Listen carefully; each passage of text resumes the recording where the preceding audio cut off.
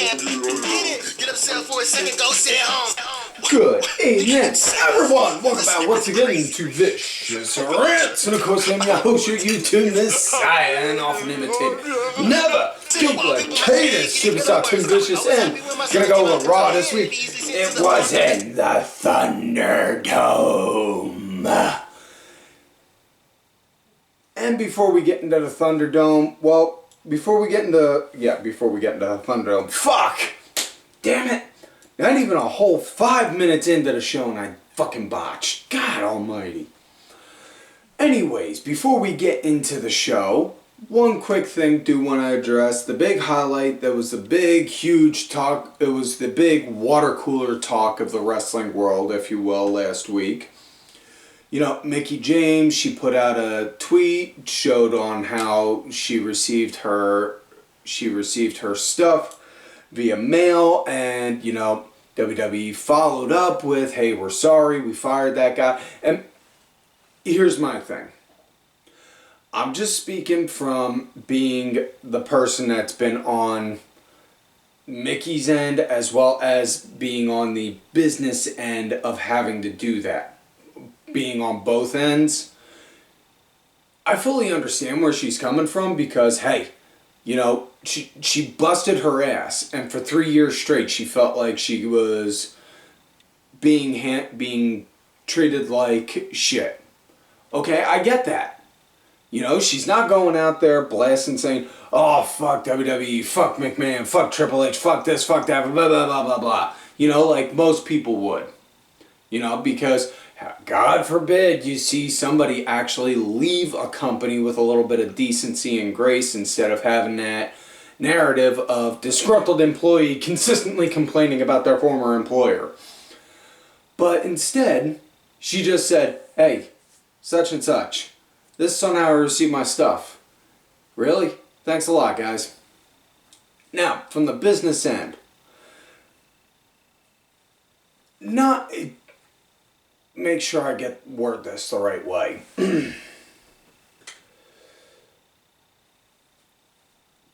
When you're that high up, and I'm talking like the Vince and Stephanie McMahons, the Triple H's, the Johnny Aces, you know, all those guys. When you're that high up, you don't quite know all the stuff that's going on from the lower levels.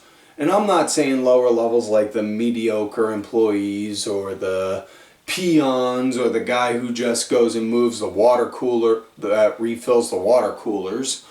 No, I mean, you're not going to know every little aspect of the business. And one good example on that, rewind the clock back a good, 4 or 5 years ago, we'll say now, when Chris Jericho was on his last run in WWE.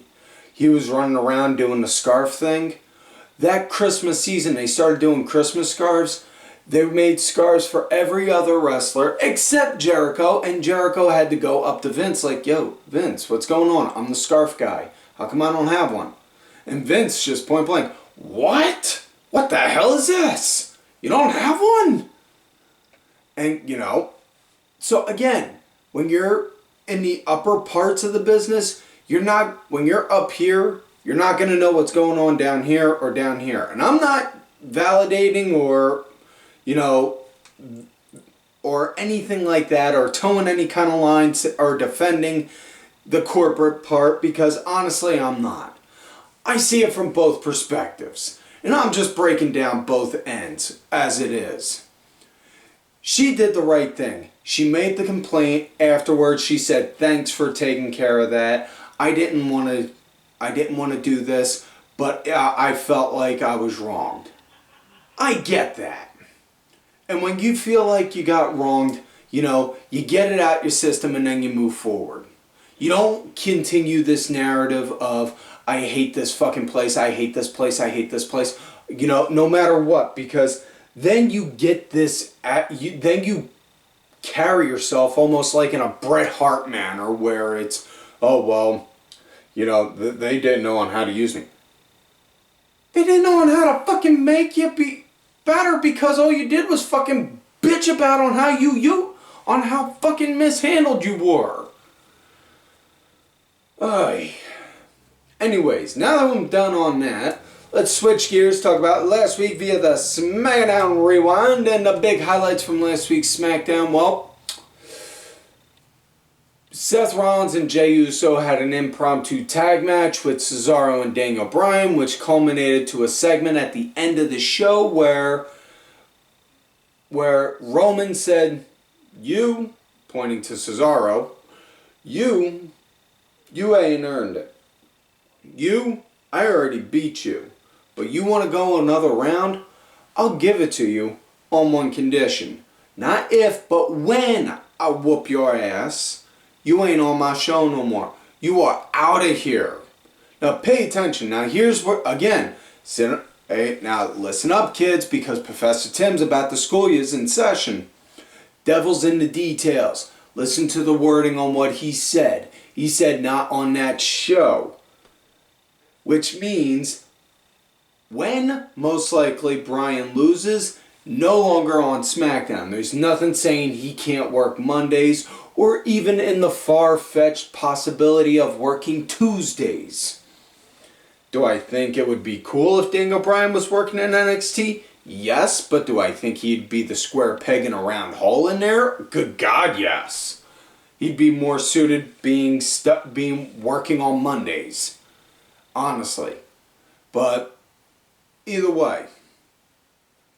Other than that, the only other big highlights, Tamina had a match with Nia Jax, which, But, Kevin Owens had an Intercontinental shot at Apollo Crews' newly won Intercontinental Championship. Apollo won. Afterwards, Dabba-Kato, now known as Aziz, attacked Owens with the Nigerian nail, also known as the Samoan Spike. And if people are going to really bitch about the name of that, I really want y'all to think about this. You know, it's no different than when you're saying a top rope head scissors is the same as a Frankensteiner. You know? I hate to break it to you guys, but God forbid the name of a move gets changed. Or even yet, as much as I hate bringing up this asshole's name, you look at what Disco Inferno, when he did the Chartbuster, it was no different than Stone Cold Stunner or Mikey Whiprep doing the Whippersnapper. Either way, yeah. Those were really the only highlights from last week's SmackDown. So with that said, let's get into this week's show. It starts off with a match right at the start. That's right, a match. No 25 to 30 minute segment. No, we get a match right at the start. Mace and T-Bar come on out. No masks no more. Now they got some face paint on them, which honestly I'm okay with because, you know, you could see more of their face. And the face is what sells. You need to be able to show that you can sell.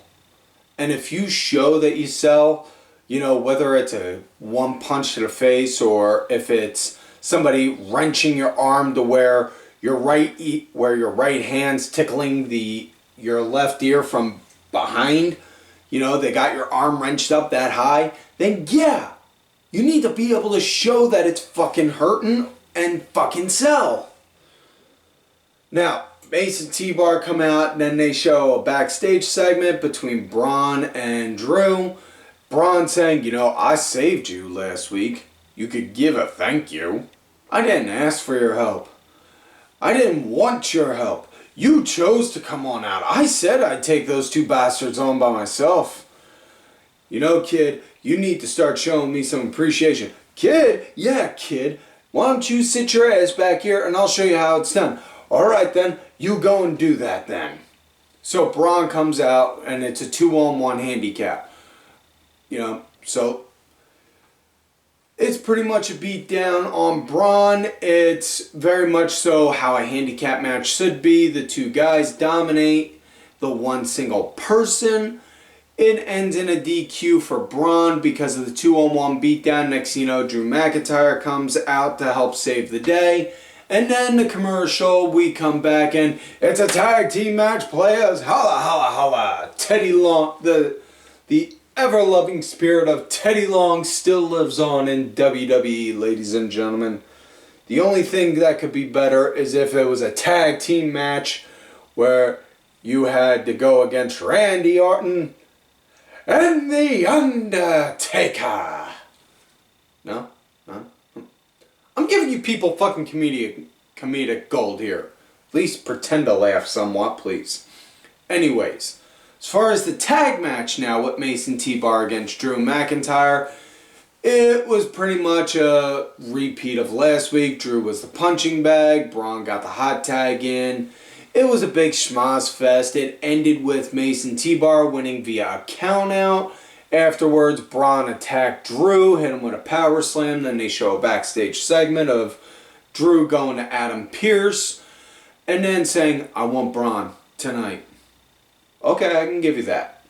And then you see Braun later on in the show saying, hold on. I know I got that match tonight, but I didn't get pinned in that triple threat.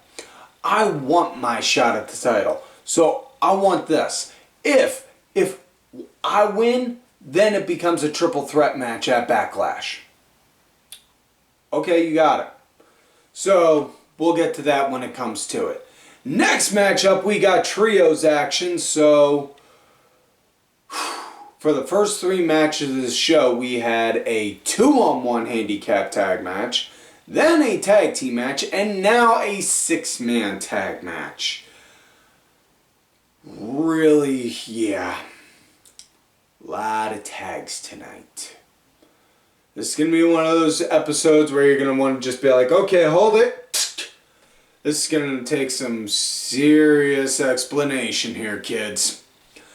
We got a trios match. Miz, Elias, and fucking Gunner, Jackson Ryker, going against Damien Priest and the New Day. And before the match even happened, Miz and Morrison were out there with Priest, are out there with Elias and Gunner, and then they did an acoustic version of Hey Hey Hop Hop, which I kind of got mixed emotions on, but at the same time I was never so happy to see Damien Priest interrupt a segment in all my life. And then they said, he came out and said, whoa, we got something to help contribute to this. And then the New Day comes out, you see Woods carrying his case for his base, and then they opens it up. And then they just start pelting tomatoes at them. Which, I'm not going to lie, it made me laugh. And a rule of thumb, if you make me laugh, I can't yell at you. Which is why my son always tries to make me laugh no matter what it is anytime he ever gets in trouble. But yeah, this made me laugh. The tomato thing made me laugh. You know, especially when they're throwing them. Next thing you know, one of them just, boom, popped. I think it was Morrison right in the face, and you know the way he took it, it was just like boom, ah! You know, you thought he would have been hit like from the JFK magic bullet or something. But yeah. So we had that little tomato schmoz fest beforehand. Now, as far as the match went, the faces, they were leading for a good bit, and then Kofi became the punching bag. Yeah. Then Damien Priest got the hot tag in, and then started cleaning up house. It was good. Woods wound up getting in. One thing I noticed, and I'm praying it was just part of the show. At one point, Woods, it looked like he got knocked on his ass, and then he looked like he was off a step or two. He may have been just for a split second, or he may have just been selling that he was like off kilter, like, whoa, that last shot really rung my bell. But, you know, he was up and moving and working within a matter of seconds after that happened.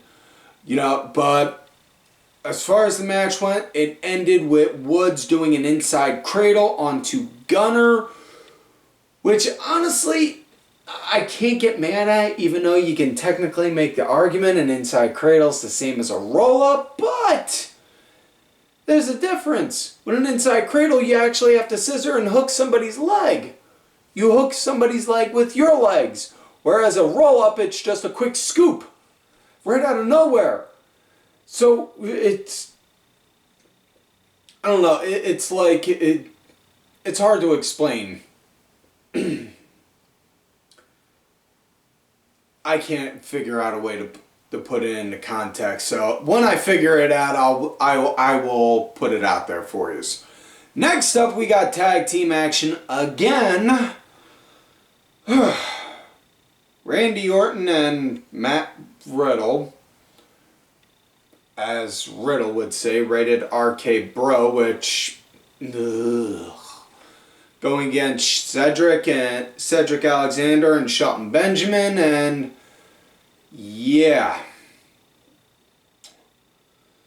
Okay, the whole them two teaming up thing came to be because backstage interview was going on with Riddle, and then Randy showed up, and then Riddle was about to say something, he just was like, shut it.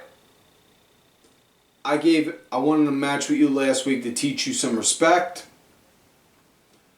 You showed me you could go. Now, I don't know where the hell you come from. I'm from Earth, dude. I don't know where the hell you think you're from. But I'll tell you this right now. You weren't mine. So as far as that whole us teaming up thing, I'll give it a shot and see on where it goes. It's an experiment. We're in the experimental stage at this point. So yeah. Honestly, I'm really hoping now that this turns into, in the long run, Randy, that at one point Randy betrays Riddle, grabs his gear bag, takes it out to the middle of the ring, and then takes a big steaming shit in it just like he did somebody else's gear bag before. That's just my fantasy booking, though. Moving forward, as far as the match went, Riddle, he was the punching bag, and they were working on Riddle's left knee for a good majority of the match, which that was surprisingly the nice little difference between this tag match and every other tag match that was on there. That was on up till this point, and yeah, I like that. You know, I like seeing one part of the human body being dissected.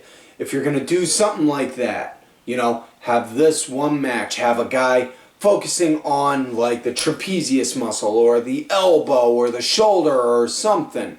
And then in the next match, have a guy focusing on the ankle or the knee or a ligament or something like that, you know?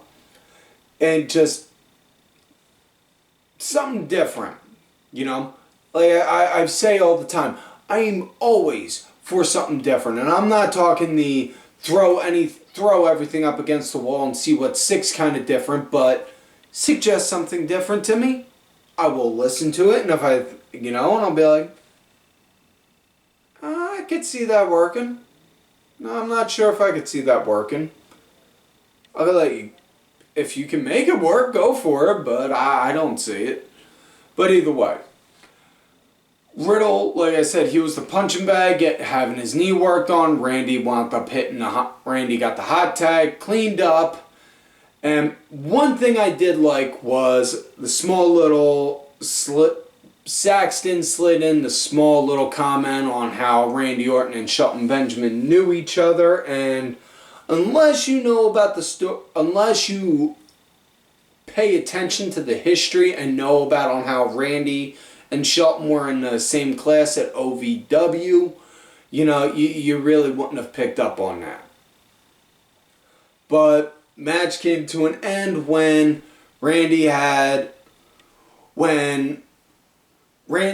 Shelton up for the draping DDT, wound up letting Riddle tag himself in. He hit the draping DDT, and then Riddle did the floating bro, and then afterwards, everyone's just like, alright, Randy's going to betray him now. And now. He's going to betray him now.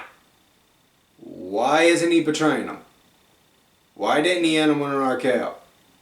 Why is he walking up the ramp like that? Really, this is what we're doing now. Fuck. So next matchup we got trios women's action. Oh, Asuka with Lana and Naomi going against Nia, Shayna Baszler, and Rhea Ripley, which kind of a head scratcher, if you will, because last week Rhea Ripley helped Asuka secure a win, and now she's working against Asuka. I mean, I typically try to see the reasoning in this stuff, and what the fuck? Yeah. Anyways, as far as this match went, the heels, they were leading. Lana was the punching bag. And then at one point, Mandy Rose and Dana Brooke came out with a bucket of water, threw it onto Shayna, who then proceeded to get soaked. The ground was all soaked around her as well. Nia went and chased after her and then did like the Scooby-Doo run. Boom! Fell flat on her face.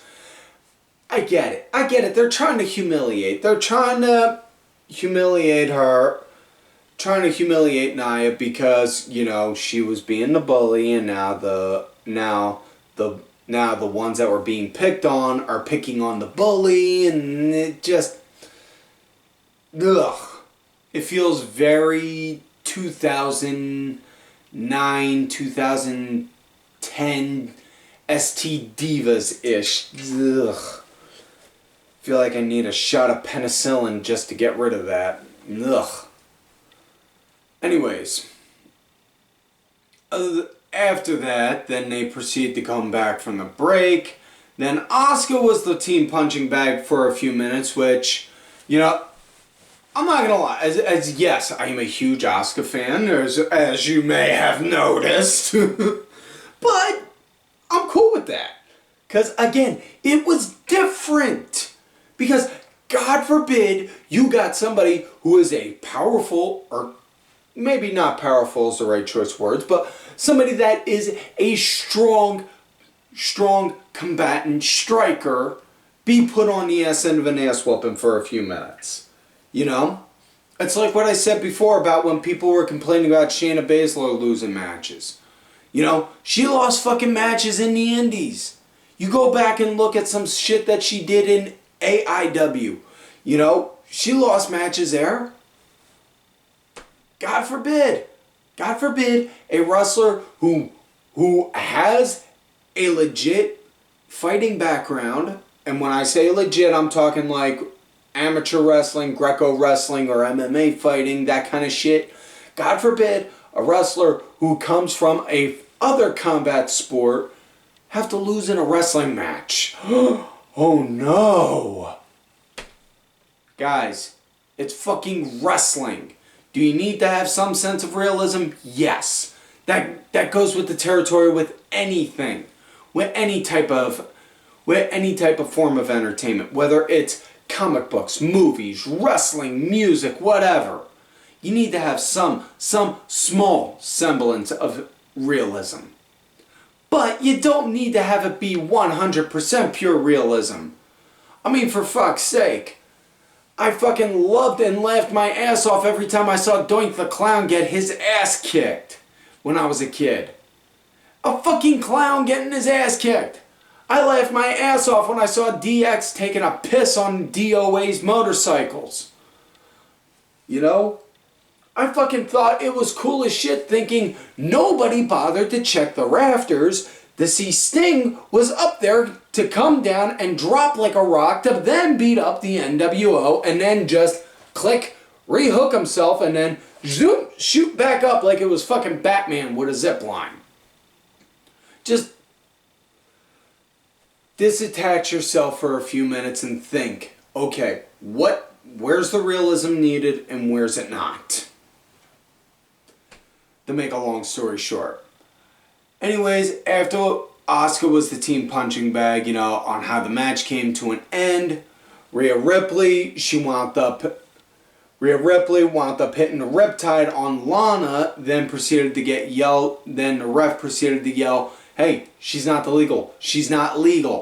And then turned around, it was Then Naomi came in, or no, it was Naomi who wound up getting hit with the Riptide and the ref yelled at. And then Rhea hit the Riptide on Lana, then tagged in Nia, who then proceeded, boom, did the leg drop on her, and then just sat there counting.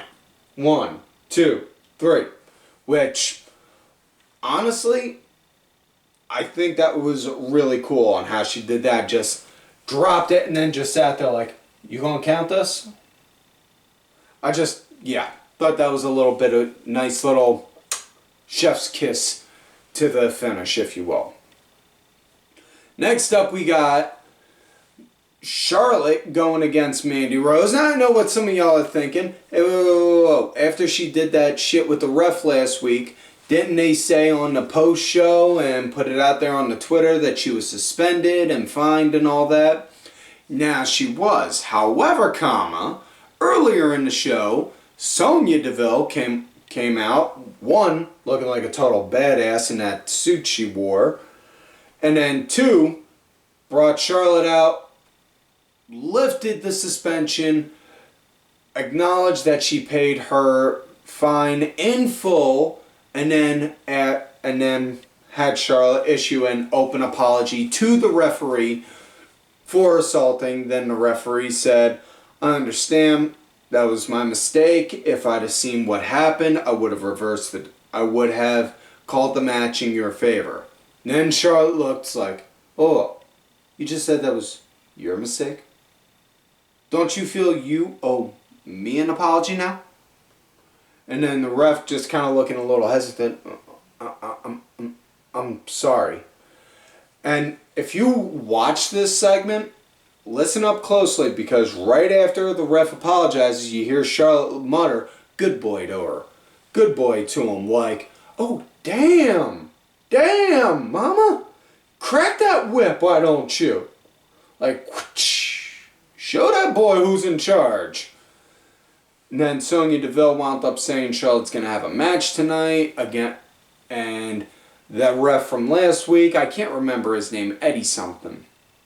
And it's not an insult to the ref that I don't remember his name. It's the cold hard. Here's the cold hard truth. Again, another lesson from Professor Tim. The referees aren't meant to be major characters in the story. The main story is between wrestler A and wrestler B. The referee is supposed to be a sub-character, no different than if you were reading Hamlet, and Hamlet is the main character. The gravekeeper is a sub-character, just like the referee. Nobody ever bothers to think about the gravekeeper, right? Yeah. Now, as far as the match went, the match came to be because afterwards Sonya saw Mandy and Dana gloating over the bucket thing. And then it's like, I kind of expected that from you, Mandy. Charlotte needed an opponent for a match, and, well, you're it, and that match starts now. So, now we go. It was an okay match, there was some small little bits of back and forth-ish. Nothing too big to write home about. Mandy was leading at the start of it, but that was about the most of it. The big story, though, I noticed was near the end when Mandy threw Charlotte into the corner. The ref didn't have time to move out of the opposite corner that Charlotte was getting thrown into. Charlotte hit the brakes like that, like, whoa!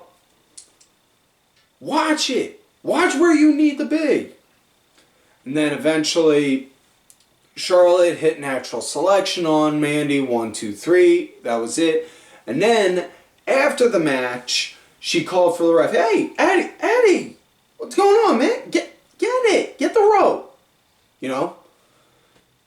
Insisting he get the rope for her to come in. Fully understandable. It goes with her bit. Goes with her gimmick. I ain't gonna fucking argue on that. So now we come to main event of the night. Drew McIntyre versus Braun Strowman. And at one point in the match, the almighty Bobby Lashley and MVP come out ringside to watch. Now, as far as the match went, Braun, he was pretty much powering on Drew early on. Drew had a nice comeback. One thing I did notice was Drew, he was working on Braun's knee for a minute, you know, trying to wrench it, twist it. And then he did a few moves to it, and then that was completely it. He was done. Which, it goes back to the Riddle thing where, you know, want to see you dissect different parts of the body. I understand. He's a big man. He's a giant. You want to take him out by chopping down the knees. You know, but can you give me something different? Give me something different. Try taking out the arms. If he can't work that big, powerful arm of his, how's he going to be able to pull you up for a scoop for that running power slam of his? Just saying as an example. It was decent. It was a decent match, I'll give you that. I liked it. It was nowhere near a pay-per-view quality match. And I'm not saying Raw has been known for that because, well, honestly, and what I'm about to say, I mean in the nicest way possible. Since the COVID era has begun, Raw has pretty much been nothing but the rematch and reruns from last week's episode. It has pretty much been nothing but that. And I know y'all can make arguments saying, oh, well, they were doing that beforehand, but, you know, just way more so than it normally was. Like, you could see filler in between them. Now you don't really see it too much. But I digress. The match came to an end when Braun was getting ready to put Drew up for a power slam. Next thing you know, Lashley got up on the apron, distracted the referee, and then MVP had Drew was holding Drew so that way Braun could get a shot. Braun missed, clipped MVP, and then next thing you know, Mace and T-Bar tried to run in, Drew stopped them, and then Braun hit the running power slam on McIntyre, got the 1, 2, 3. That was it. So now the Backlash world title match is now going to be a triple threat match. And I'm just sitting there thinking, you know, if I was the world champion and I did not want this to be a triple threat match, because the last time I was a champion and I was in a triple threat match, I lost the match and I wasn't even pinned for my championship, which they did make an argument on. I'm just sitting there thinking, you know, if I was Bobby Lashley and I really wanted it to stay as a one-on-one match, I'd get in that ring and slap the piss out of Drew McIntyre right in front of the referee, so that way he'd have to call for a DQ and award McIntyre the win by disqualification, thus nullifying any chance of Braun Strowman getting a world title, making it a triple threat match. Yeah. I'm just saying. But either way, that is it for this week's show, folks. So, please don't forget to like the video, subscribe to the channel, go back, watch some of the other episodes, look for me on the Twitter at Tim Vicious. Also look for my Facebook gimmick, Tim Ash. If you're going to look for me on my Facebook gimmick, you know you found me on there from here. Or my Twitter at Tim Vicious on the video at Pre-Drum-Dome. Also, thank you to executive producer Oliver Ben, who did provide the music for this week's show. Make sure y'all check it out. It's on iTunes, Spotify, SoundCloud, all that good shit. Details are down below. Also, thank you to contributing show LFC Lingerie Fighting Championship. There are a little bit of wrestling, a little bit of man, a whole lot of attractive women wearing a little bit of nothing. Also, folks, don't forget to follow these cool-ass folks right here on the Twitter. Denny Killer, DSB _ IV Diabolica RA, Sergeant Curry Pants, and Dubs in your face. And folks, like I always tell y'all, you love me great, you hate me. Fuck you.